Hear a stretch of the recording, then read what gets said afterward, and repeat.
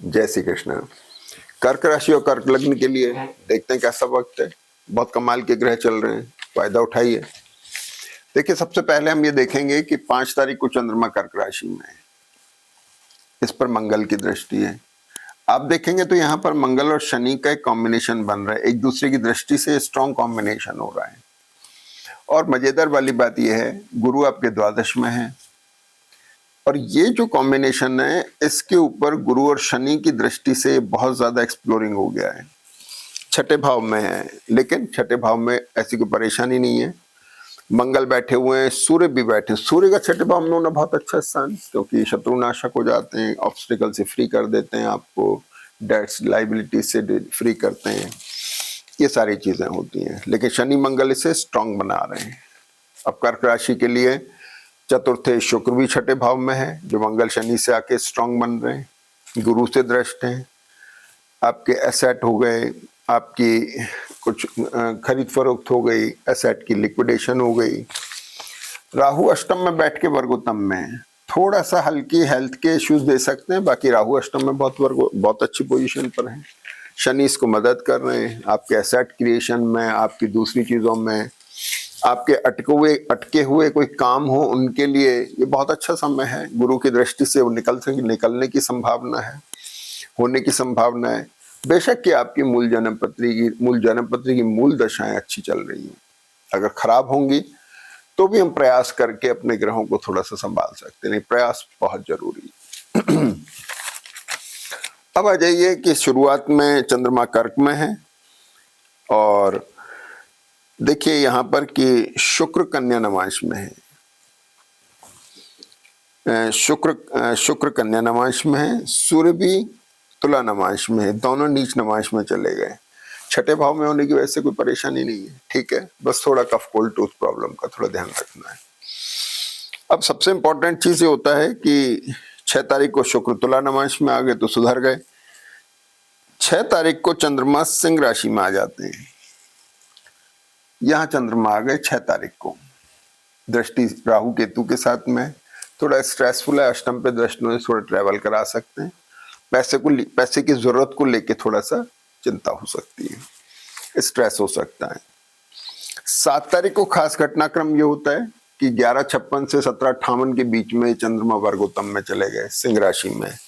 कुछ नई शुरुआत, नए टाई अप्स हो गए, कुछ आप कोई नए कॉन्ट्रैक्ट साइन करना हो गया। जिस चीज को आप लंबा एक बड़ा परमानेंट जामा पहनाना चाहते हैं उसके लिए बहुत अच्छा वक्त है। तो 7 तारीख यहाँ हो गई। अब आ जाइए 8 तारीख को। 8 तारीख को चंद्रमा शाम को 18:39 से आते हैं।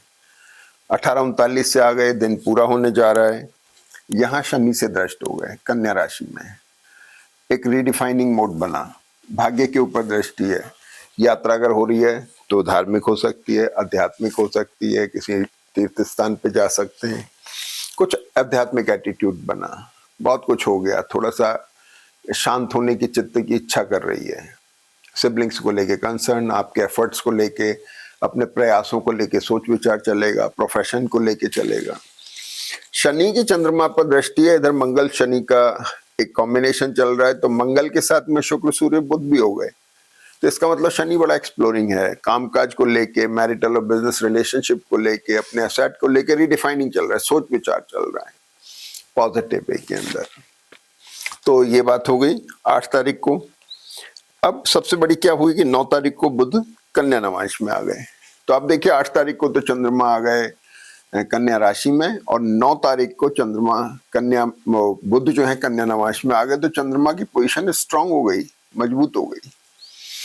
तो पुनर्विचार, जो सोच विचार चल रहा है वो बड़ा पॉजिटिव चल रहा है, कुछ अच्छा नतीजा निकल के आ रहा है, कुछ नया डिसीजन की तरफ आप जा रहे हैं, ठीक है ना।